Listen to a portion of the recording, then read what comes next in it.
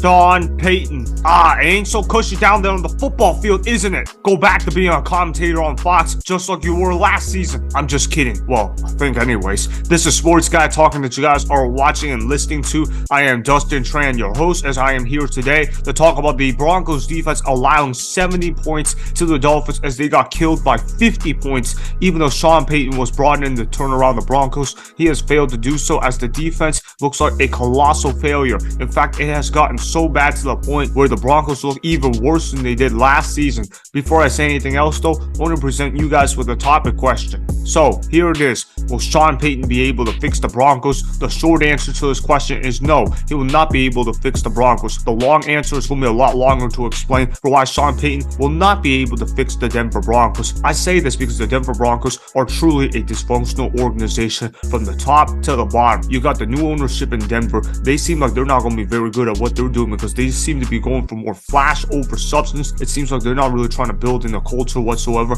Remember when those dudes came in, the first move they did was sign Russell Wilson to $250 million. They gave him the highest paid contract in NFL history at the time. And it's not even like Russell Wilson turned out to be decent. He turned out to be garbage. I mean, my goodness, Russell Wilson looked beyond horrible last season playing for the Denver Broncos. Now, granted, did Nathaniel Hackett make Russell Wilson look a lot worse than what he actually was? Yes, Nathaniel Hackett did a horrible job coaching the Denver Broncos. I'm sure he would be the first person to tell you guys that, and I'm sure that everybody could agree with that. However, Nathaniel Hackett never gave up 70 points in a professional ball game. Sean Payton did that, and to say that Sean Payton allowed this to happen under his watch is entirely unacceptable. Sean Payton was supposed to be one of the greatest coaches in all of football, but right now he's starting to look like Mike McCarthy of the Denver Broncos. And I say Mike McCarthy because of the fact that Mike McCarthy somehow, someway won a Super Bowl in Green Bay. That still somehow amazes me every day as more and more time goes on, because of the fact that Mike McCarthy is constantly a clueless coach that underachieves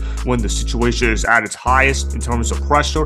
And Sean Payton is starting to look like he's more or less built the same way. Sean Payton has been riding off that Super Bowl win like how Doc Rivers rode off that NBA Finals win for the Boston Celtics in 2008, because Sean Payton won a Super Bowl in 2009 with Drew Brees and Bounty Gate, and that made everybody think, oh my goodness, Sean Payton, he's the second greatest coach that I've ever lived the game of football, only behind Bill Belichick. That means Sean Payton is a beast of a coach, but nobody bothered to care that Sean Payton's defenses in New Orleans were pathetic. Nobody bothered to notice that Sean Payton's teams missed the playoffs numerous amounts of times with a Hall of Fame quarterback in Drew Brees. And we're being honest with ourselves, Sean Payton massively underachieved with Drew Brees as his quarterback. Drew Brees was a top 5 to top 10 greatest quarterback of all time. And even if you don't believe that, okay, Drew Brees is still a top 15 quarterback of all time. The point of the story is Drew Brees is still an all-time great, no matter how you slice it. And the fact of the matter is, if you're missing the playoffs that many times with Drew Brees as your quarterback, that means that your defense is quite frankly not that good. And if your defense is not that good, that has to ultimately fall on the head coach. Because even if you just say, oh, that's the defensive coordinator's fault, he just doesn't know what he's doing, blame it all on the DC. I'm not the one that coaches defense. But let's be real here. Who's the one that hires the defensive coordinator? The head coach. The head coach is the one that puts those defensive coordinators in positions to either succeed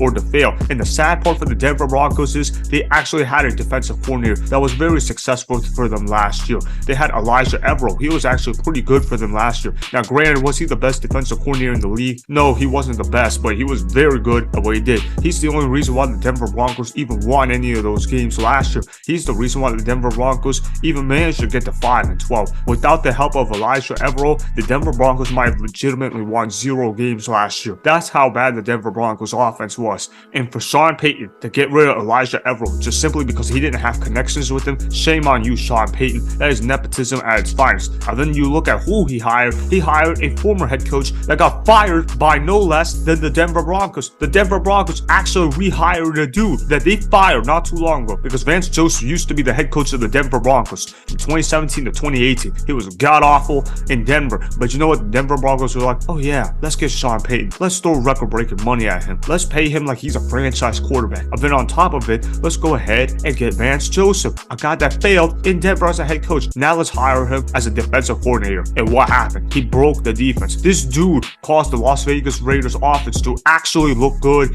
in week 1. He made people think, oh my goodness, Josh McDaniels, he might actually know what he's doing at the quarterback position. Being able to switch out Derek Carr for Jimmy Garoppolo, it's like, whoa, maybe Josh McDaniels actually knows what he's doing. No, he doesn't. Josh McDaniels is still a terrible head coach. He still doesn't know what he's doing. But the fact that Josh McDaniels was able to carve up Vance Joseph's defense, that has to be embarrassing on the part of Vance Joseph, which ultimately falls back to Sean Payton, because who was the one that hired Vance Joseph? It was Sean Payton. Sean Payton was the one that hired Vance Joseph. And then you look at the Week 2 performance against the Washington Commanders, who right now look disastrously on offense. And even though Sam Howell has thrown more picks than touchdowns this year, Sam Howell managed to look like a Pro Bowl quarterback going up against the Broncos defense. He was able to make an 18-point comeback against the Denver Broncos, and he looked amazing. He was able to throw the ball downfield. He was able to carve up that defense of Vance Joseph, and he was able to put up 35 points on him. You know how hard it is for the Washington Commanders to score that many points on offense? If the Washington Commanders are scoring that many points on offense, that means that the opposing defense is making way too many mistakes on the football field, because in no world should the Washington Commanders be scoring 35 points. Man, he made everybody think the Washington Commanders, whoa, they're actually a sleeper team in the NFC this season.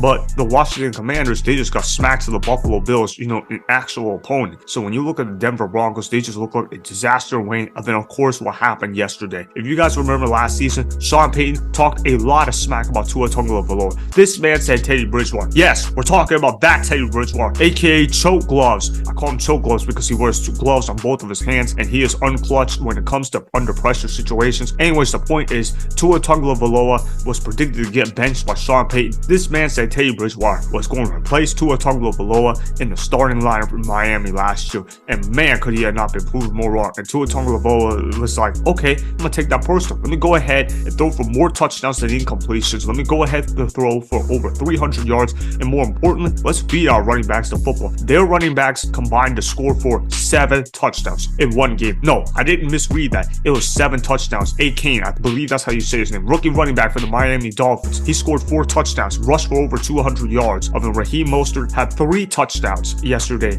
against the Denver Broncos. If that's not quitting on your team, I don't know what is. When I looked at the tape of the Denver Broncos, they flat out quit on the defensive end of the field. They flat out did not give out any effort whatsoever. To see a professional ball club give up 70 points in a professional game, that's entirely unacceptable. And I think that if you're Sean Payton right now, you got to go ahead and fire Vance Joseph, or at least you got to do something about the defense, because their defense has been awful, and it's not even just one game. They've been awful every game this year. It looks like they have gotten even worse somehow. And I remember Sean Payton talking all that smack about Nathaniel Hackett, saying that was the worst coaching job that he had ever seen in NFL history. Well, I'll tell you this, Nathaniel Hackett was doing a better job than you last year. At least Nathaniel Hackett never gave up 70 points in a ball game. At least the players last year seemed to like Nathaniel Hackett. Now it seems like they don't even like you, and they're still losing. They're still getting blown out. They're still not being productive whatsoever. And Nathaniel Hackett, as offensive coordinator of the New York Jets, with Zach Wilson, a quarterback, even though they've done a terrible job, guess what? They've owned Sean Payton, because right now, Nathaniel Hackett's Jets has 1 win, and they're at least doing something on offense, I guess, whatever you want to call it, but at least they got to win. The Denver Broncos don't even got to win. The good news for the Broncos is, hey, at least they get to play the Chicago Bears next week. Well, at this point, it just seems like they're handing out wins on Christmas tree, because of the fact that the Chicago Bears have been horrible on defense and on offense as well. If the Denver Broncos can't even beat the Chicago Bears next week, it might be time for Sean Payton to resign from the Denver Broncos. Might as well tell the Broncos, hey man, I appreciate the time that I had coaching the Denver Broncos, but this job ain't it. This team just sucks. So let me go leave and go back to Fox, because the reality of the situation is the Denver Broncos are a terrible football team, and the worst part hasn't even really come yet. Now, I'll say that they'll go ahead and win next week's game against the Chicago Bears, but it's only by default, because of the fact that the Chicago Bears might legitimately be the worst football team that I've ever seen in my life. They look like a team that is on pace to go 0-17 this year. They just look like an awful team. Justin Fields looks like he doesn't even know how to play quarterback at all in the NFL level. The point of the story is this though. Sean Payton, long story short, he's not going to be able to fix the Denver Broncos. The defense is still garbage. They still don't know what they're doing whatsoever, and they're still a dysfunctional organization. So that is why Sean Payton will never be able to fix the Broncos, as they are a major dumpster fire in there all around from top to bottom.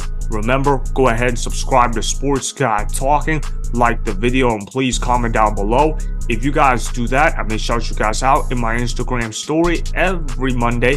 That will be for the @DustinTran Instagram account. Make sure to follow me on Instagram @DustinTran and @SportsGuy Also, go follow me on Twitter @DustinTran. Again, go ahead and do those things that I just told you guys to go do. Hopefully, you guys enjoyed the content that was just produced. Peace out. I hope you enjoyed that video. Want more of Sports Guy Talking, the home of great sports content? Make sure you click that subscribe button to get the latest from Sports Guy Talking. Go ahead and like the video, comment down below, check the description box on the video in order to follow my Instagram and Twitter. Also, be sure to check out more of the best clips from the YouTube channel, Sports Guy Talking.